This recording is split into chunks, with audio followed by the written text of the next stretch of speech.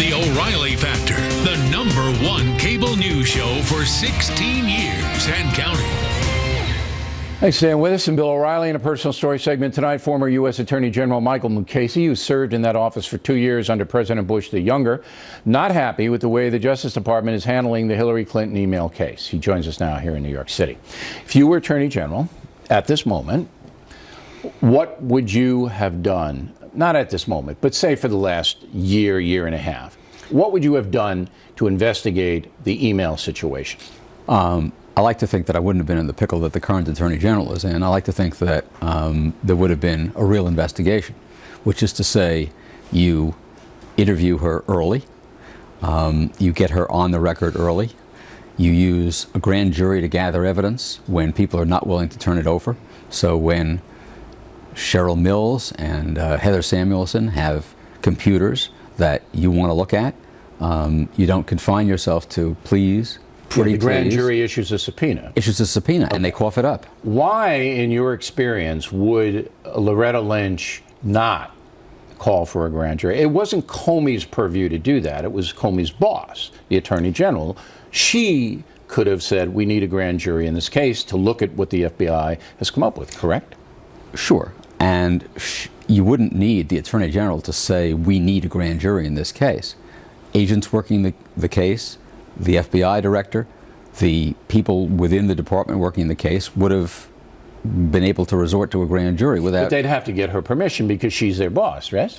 Just not in every investigation. But this is huge. I understand this is huge. All right, yes, you'd have to get her. You'd have to get her permission. Right. And would I have given mine? In a minute. Okay. But that's what I'm trying to do. I'm trying to establish a chain here. Right. As I said in the talking points memo, I believe President Obama made it quite clear to Loretta Lynch and to the FBI that he did not want any kind of indictment in the email situation. That's my belief based on reportage. Is that your belief? It is my belief, and it's based on a statement that he made at one point in an interview where he said he didn't think that she ought to be charged because she didn't intend to cause any harm. Yeah, how would to he nationals. know?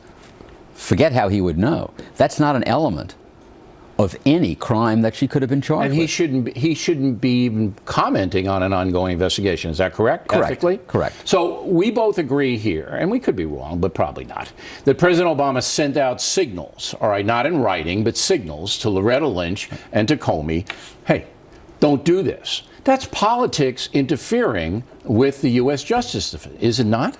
It is. It is. And it's something that is as old as, goes back to the 12th century.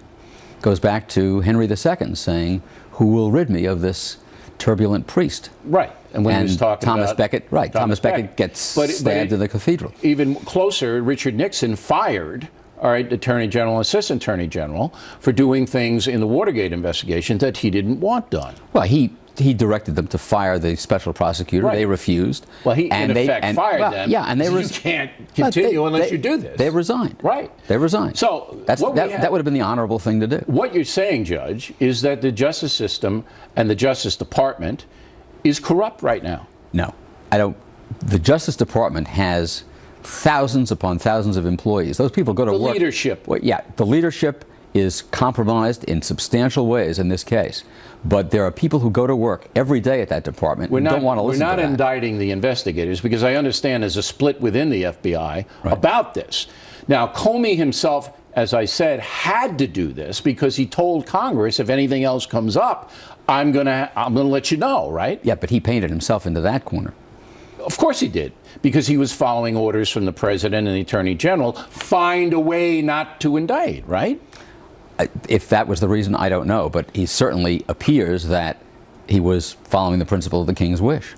Now, when Comey came out and excoriated Secretary Clinton and then said, but there was an intent, as a judge, you said what? What I said was there are a lot of statutes that do not require intent or do not require the kind of intent he was talking about. He said there was no intent to expose national security. Right. All you need is gross negligence in the handling of national security information. And when he said that that is constitutionally suspect, that is flat out wrong. We prosecute people every day for criminally negligent homicide. And we've got a last question. When you saw that Loretta Lynch and Comey, the head of the FBI, did not call for a grand jury, did you know the fix was in?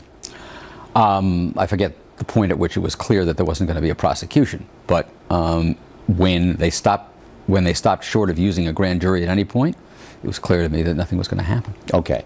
They don't want to investigate the foundation either, the Clinton Foundation either. That's coming down. We're not going to do that tonight because we're assembling more information, but they don't want to do that either.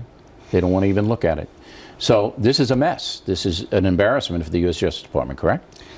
It's an embarrassment. I'm hoping that the department can wash it off when somebody else is in charge. Okay, Judge. We appreciate you coming in. Water's on deck. He goes to Key West to talk presidential politics. That should be dubious. Right back with it.